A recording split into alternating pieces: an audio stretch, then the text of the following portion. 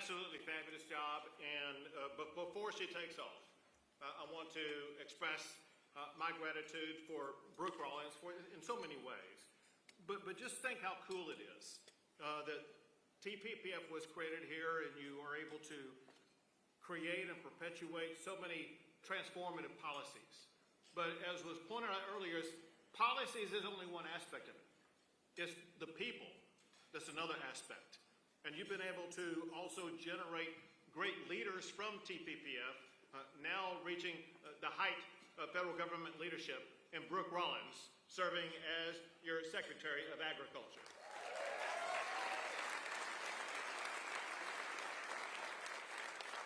Now, if you could, I got to share with you, I would like to share with you something I would like you to take back to President Trump.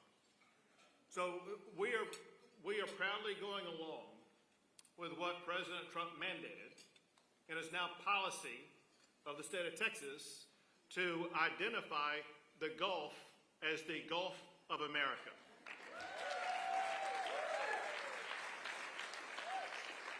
But share with the president that we did it only because we were forced to do it, because I had a far better idea.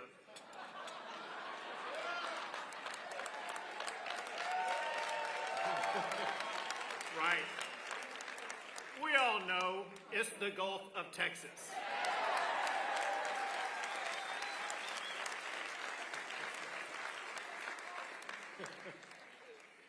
The other thing about Brooke, and listen, we actually had a lot of fun. So it was Brooke and Helen Kerwin. You were right there moments ago. Where's Helen right now? She's gone back to the floor. Oh, go back to the floor. Already back working. But listen, we crisscrossed your hometown territory. Voter after vote, city after city, community after community, talking to the people on the ground about what mattered most to them. And what mattered most to them was electing someone like Helen Kerwin to represent the values of that district. So congrats to Helen Kerwin, congrats to your mom.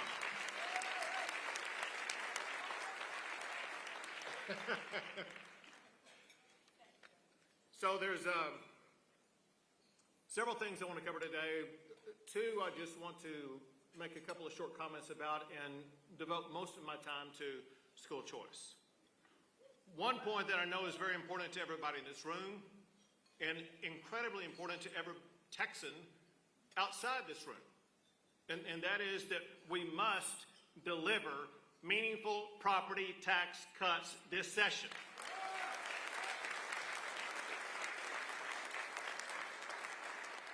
But here's the deal. You know, we spent $18 billion last session. We have lined up at least $10 billion more this session. Pouring more money at this cause of trying to buy down property tax rates or increase homestead exemptions, whatever the case may be, is not going to get a return on our investment.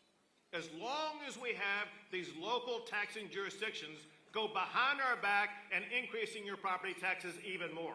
That must end this session.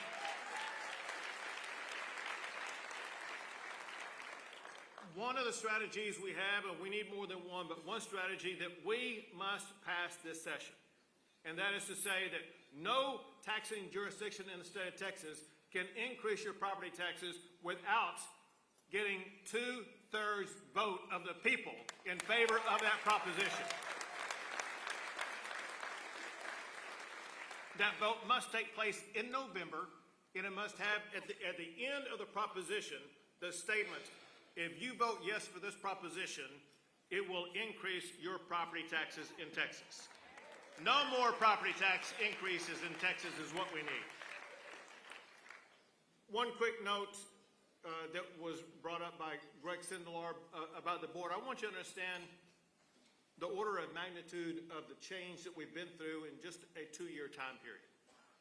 About 2 years ago, in Eagle Pass, Texas, there's a city park there that the Biden administration was processing up to 5,000 illegal immigrants a day.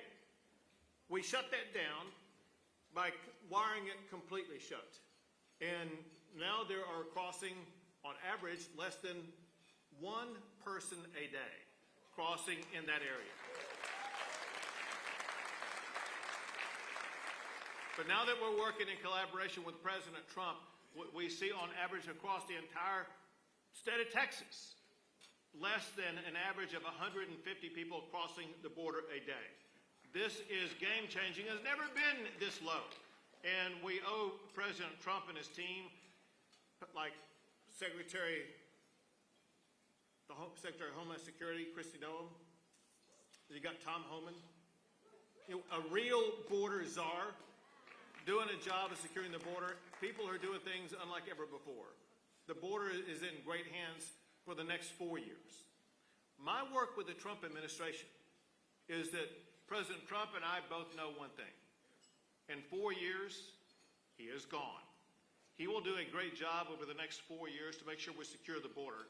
Our goal is to ensure that over the next 4 years, we do a great job of preparing the border for security for the next 40 years in the great state of Texas.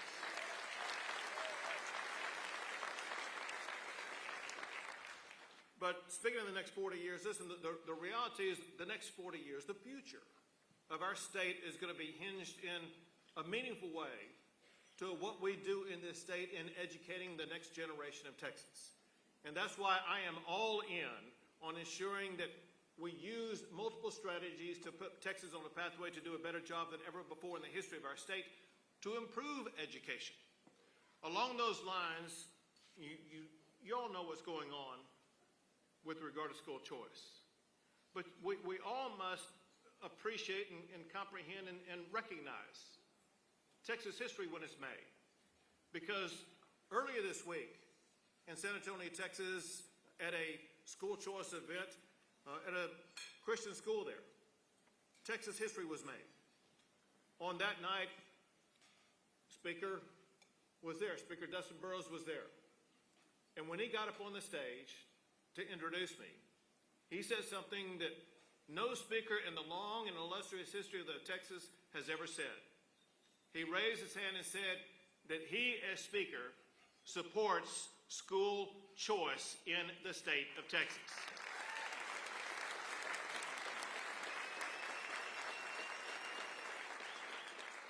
He told the audience that he has the votes in the Texas House to pass school choice this session. That being said, let's talk about a reality. The reality is that those who are entrenched in the status quo do not want to see school choice because it disrupts the monopoly that they have in the education system. As a result, the monopolists, the educators who are anti-school choice, they're going to fight to the bitter end. They're going to do whatever they can, say whatever they can to try to discourage House members to vote in favor of school choice.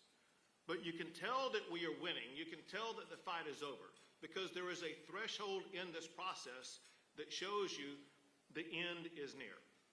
And that is when your opponents have nothing else to resort themselves to other than lying about the facts. This isn't the first time this happened. Remember what happened in the presidential campaign. The last 2 months of that campaign, all Kamala Harris did was lie about Donald Trump. She didn't have any valid policy positions herself. All she could do is lie about Trump. And how did that turn out? Kamala got creamed in that election. Right now, the only thing happening by the opposition is lie after lie after lie, or let's be charitable about it, they're just completely uninformed about what they're talking about. That being said, what I wanted to do today was, for one, to provide clarity on some of the issues. I know you know them, but those people in the back may not know the clarity on the issues. Another thing, and that is I've been meeting with Texas House members, and especially with the freshmen. And the freshmen are experiencing something for the first time. They're getting emails or notes or text or phone calls by teacher union members registering their antagonism to school choice. And they said they wanted to be armed with the answers and the responses to deal with that. They themselves wanted to know what the information was. They wanted to have the comfort of knowing they were in the right, but also be well enough informed that they could respond to their own constituents. So I told these members, why don't you give to me what are some of the most pressing questions that you have. And I will use my opportunity at TPPF with not just a wide audience here, but a wider audience back there to explain to Texas what the questions are and what the real answers are. Question number one, is school choice going to pull money out of the public school system? Another way of phrasing is school choice going to defund public education in the state of Texas? In a word, no. The reason for that is multifold. There is funding that goes to public schools, and that's one pot of money. There's a separate pot of money that doesn't have anything whatsoever to do with public school funding that's set aside to go to school choice. It's the same concept as this. Just as we set aside other money for roads, for water, for power, for the other things that we pay for in the state, we can set aside money for school choice. The argument being made by those against school choice would be the same as saying, well, listen, when you're taking money to build roads, you're taking money away from public schools. When you're taking money to build power, you're taking away money to build public schools. Just completely false. The two are completely separate pots of money. And then as it occurs, this concept, what people are talking about and the way they talk about it is that they say, well, you can fund public education or you're going to fund school choice. You can't do both. Completely false. We have the resources and we have the ability, and we are going to fully fund both public education as well as school choice.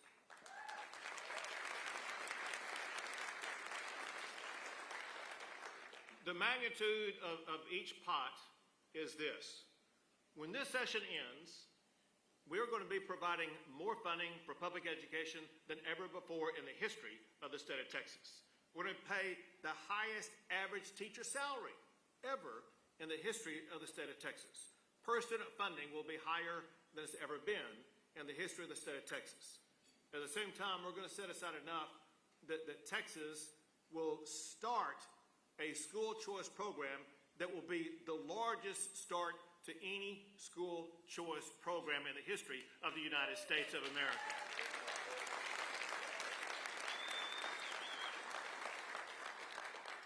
Question number two is school choice only for the rich?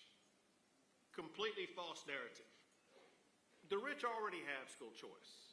It's others that don't have school choice. And what this funding provides is the opportunity for everybody, from the lowest poverty level to mid-income level to anybody who wants access to school choice. It expands the scope of those who are now going to be able to access the school choice system. Knowing that a parent of a child in a school may be fully impoverished, but they need a different choice for their child. They're now going to have the ability to tap into that choice. It also does more than any other program to open up school choice opportunities to our Hispanic students, our Black students, the other minority students that in the past would not have been able to afford to go to a school choice of their option. Next question. Why will children enrolled in the school choice program receive $10,000 per child when the state only pays $6,160 per student in public school? Again, complete false premise. The state does not provide $6,160 for public education students. The average funding per student in public schools in the state of Texas is about $15,000. 1/3 more per student than going into the school choice program. And so there are complete false narratives. The way this is argued is educators talk about what's called the basic allotment. The basic allotment is that $6,100 figure.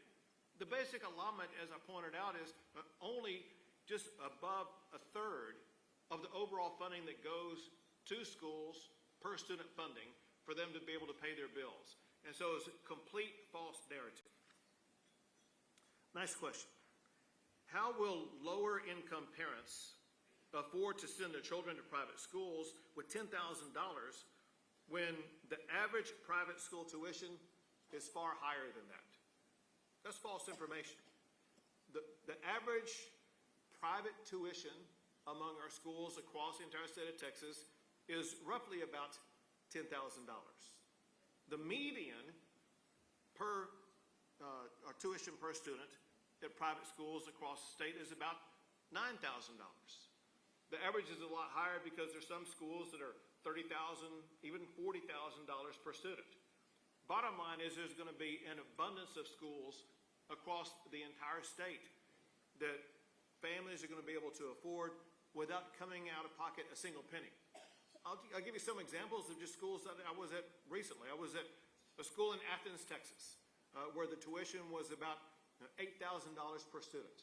And so that would cost less than the $10,000 it's going to. I was at a private school in Edinburgh, Texas, where the average tuition was a tiny bit less than $3,000 per student.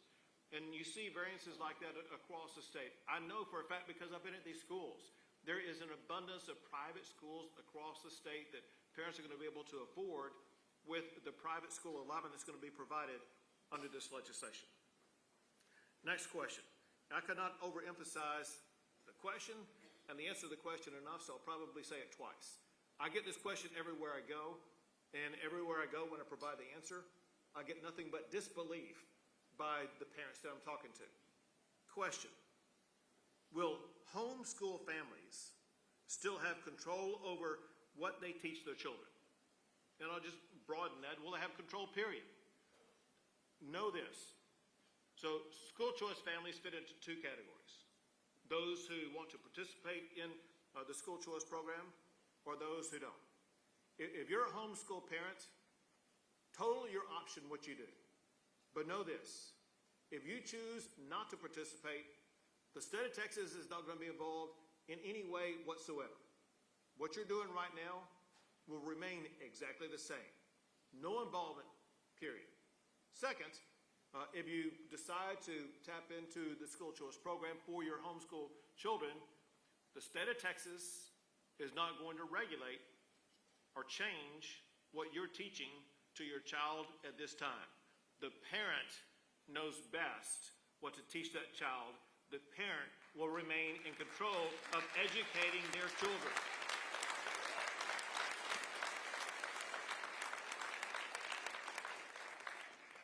Next question. Under school choice, will government intervene in a private school's hiring or firing standards, student behavioral standards, or choice of curriculum?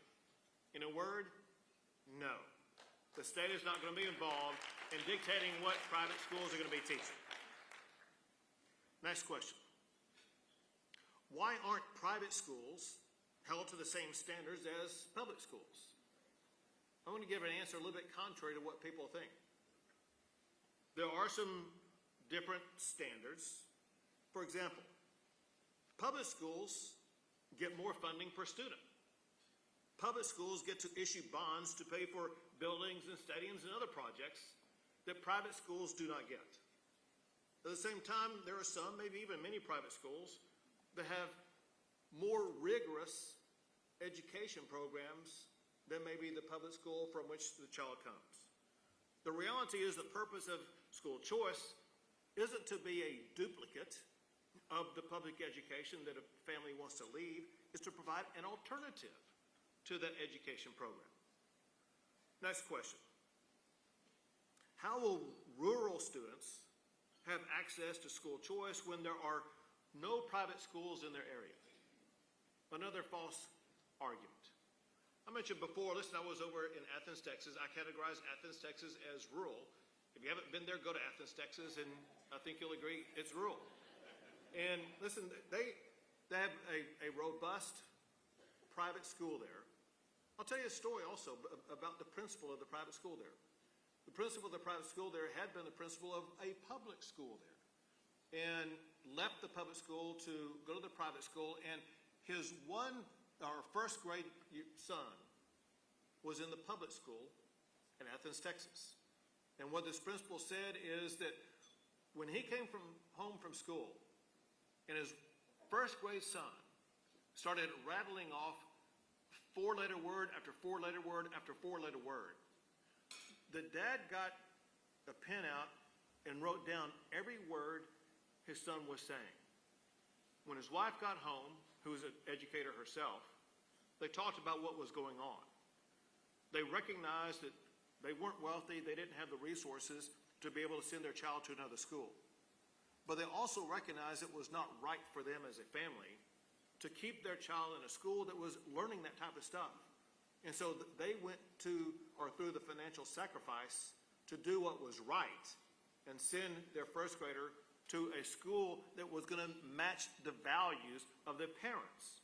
This proved two things. School choice actually is very effective in rural Texas. But also school choice is not for millionaires.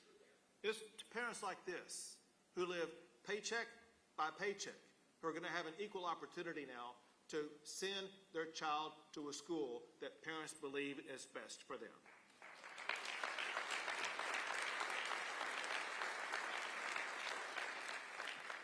Also, this argument, if you hear this, this argument, oh, there's no alternative in rural Texas. If you can follow along with me for a second, I'm going to it took about 10 minutes just to come up with this list, which is like no time, meaning if I spent more time, the list would be far longer than this. These are small little towns in Texas that are either small towns or considered to be a kind of far out, a distant town, where they all have private schools. Alpine, Athens, Angleton, Alice, Bulverde, Brownswood, not Brownsville, but Brownswood, Edna, Dalhart, Livingston, Paris, Keene. Who knows where Keene, Texas is? Pretty good, I guess a good one. Palestine, Liberty, Sweetwater, Bernie, Jefferson, Gonzales, not Jefferson County, but Jefferson, Texas, Gonzales, Kingsville, Wharton, Warda. Who knows where Warda is? All right, there we go. Are you the principal of the school there? No. Cuero, Snyder, Castroville, Seminole, Floresville. That's just a starting list. The reality is there's a lot of schools in small town Texas that a lot of people are unaware of. And that's under our current system. Supply will create demand. If we are able to establish school choice, we'll have far more schools out there available. It's just going to happen. Another thing in that regard, and this is kind of a detail embedded in all of the school choice legislation that works particularly well in rural settings, and that's the ability to create what are called micro schools. There's kind of another synonymous name for it, like pods and things like that, that parents can get together and form these micro schools in a rural setting in the state of Texas and make sure they're going to be able to educate the children the way that they want to educate their children. Next question. This was interesting. Where do political leaders stand on school choice? Those who are at the national level who support school choice are Donald Trump, Ronald Reagan, and J.D. Vance.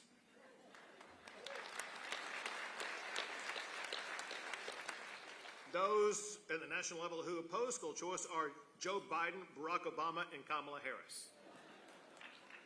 At the congressional level, those who support school choice, Ted Cruz, Tim Scott, and Rand Paul. Those who oppose school choice, Bernie Sanders, Elizabeth Warren, and Ocasio-Cortez. So, I know there are House members out here today. Do you want to stand with Trump, with Reagan, with Vance, or do you want to stand with Biden, Harris, and Obama? I think the pathway is clear.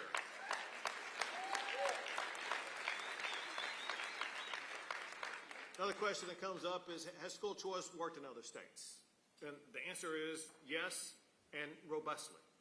Listen, school choice has been working in more than 30 states across the entire country. And one thing that we've seen is there's been no decimation of the public schools in those areas. Public schools haven't collapsed, they haven't been eliminated.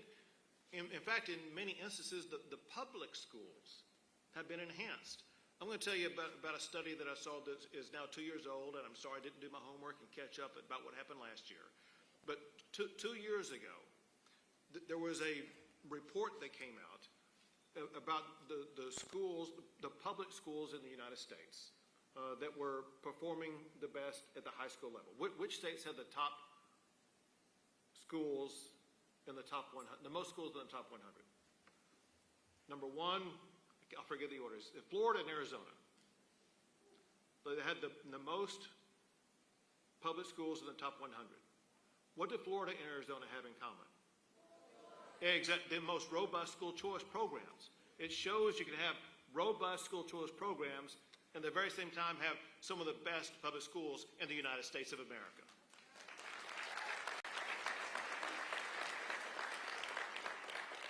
Two more issues. Well, one is, why do parents need school choice?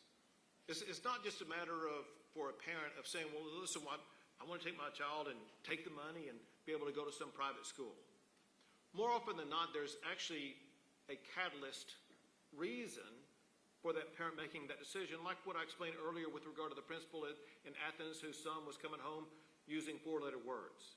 As I've traveled around the state, I've heard so many parents articulate so many different reasons why they were desperate and urgently needing to remove their child. It includes what I call moral-based issues. Parents disagree with the morality or lack of morality in the public school setting. There are situations that occur in every region of the state of Texas where children are bullied.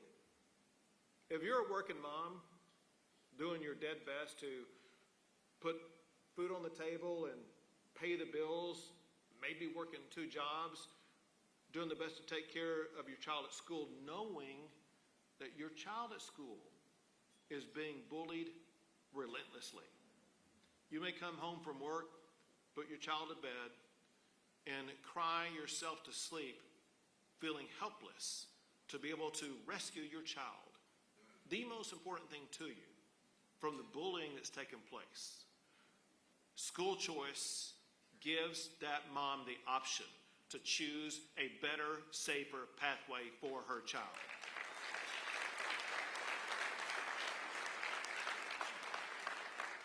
And then something came up this past week that is an echo of something that comes up literally every week. It was a video from Bel Air High School, which is in Houston area, and the video was of a woman with a group who's reading a letter from a parent there who wanted to stay anonymous, and what the parent wrote in her letter was how her child in school, she had teachers and educators who were assisting and aiding her sexual transition against the will of parents, even trying to hide the information from the parents. That is wrong. No parent should have their child transitioned or harmed by an educator.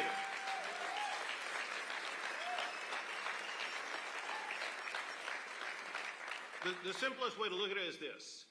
If you were the parent of that child, do you think that you should have the school choice ability to move your child to another school? Absolutely yes. Every parent in Texas should have that same right.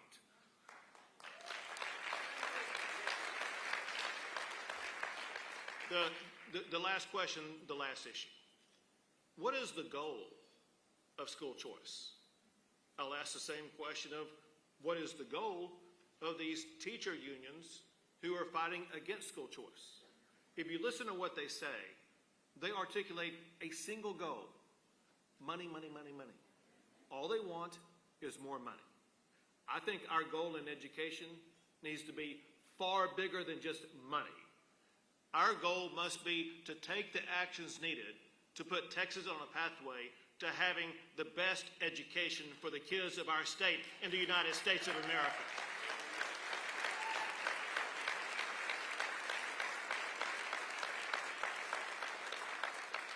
We are indisputably ranked #1 in the United States in so many different categories. It's time we set our sights on a new #1 standard. Texas must rank #1 for educating our kids, and school choice is a path to achieving that goal.